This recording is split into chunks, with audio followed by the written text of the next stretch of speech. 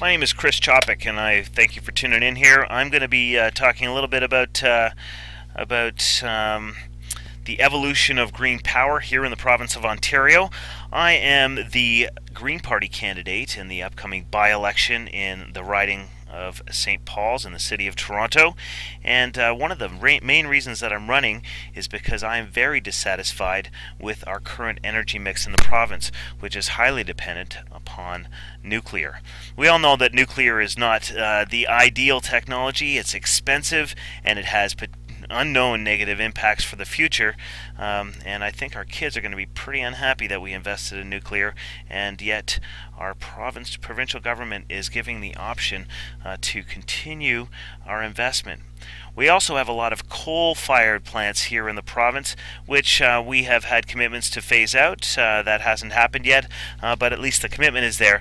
Now, coal actually makes fiscal sense. It is very cheap to produce electricity using coal. However, it's got significant negative environmental impacts associated with it, some of which are very damaging to human health and some are damaging to ecology, namely mercury contamination and sulfur dioxide into the atmosphere. Sulfur dioxide is a major contributor to acid rain.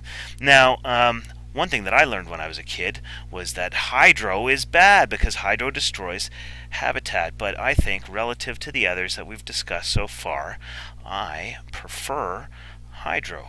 Hydro accounts for 25% of our energy mix here in the province today, and we have a neighboring province of Quebec that has surplus hydro that is currently available for us to procure for a very reasonable price at 9 cents per kilowatt hour.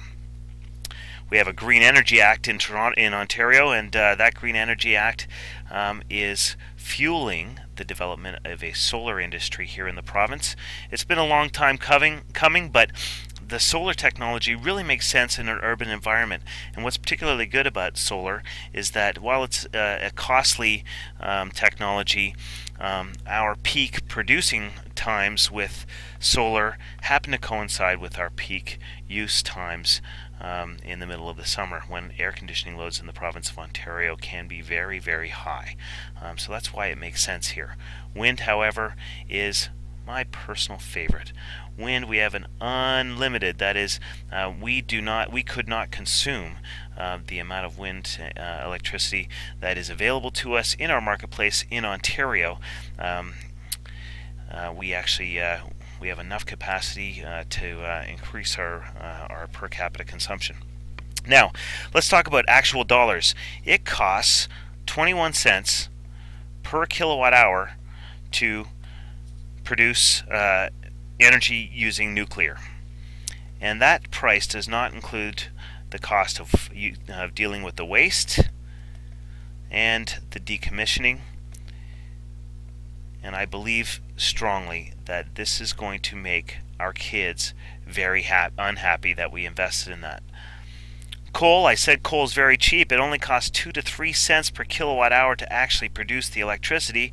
However, when you actually account for the environmental implications and the healthcare costs, it comes up to 16 cents, which is not a super deal. We can currently buy surplus hydropower from the province of Quebec for 9 cents per kilowatt hour. As I said earlier, solar is quite expensive. We're paying 80 cents when we are producing that here in the province of Ontario, but that 80 cents today in the future becomes zero because those solar panels keep on producing. So what costs us a lot in the short term will continue to produce in the long term, and wind is coming in at 11 cents.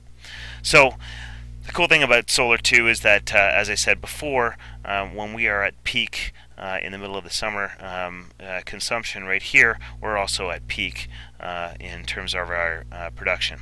Now, with the math of 11 cents from wind, 9 cents from hydro, I don't understand how we can possibly justify investing 21 cents per kilowatt hour with unknown future costs that are going to make our kids really unhappy.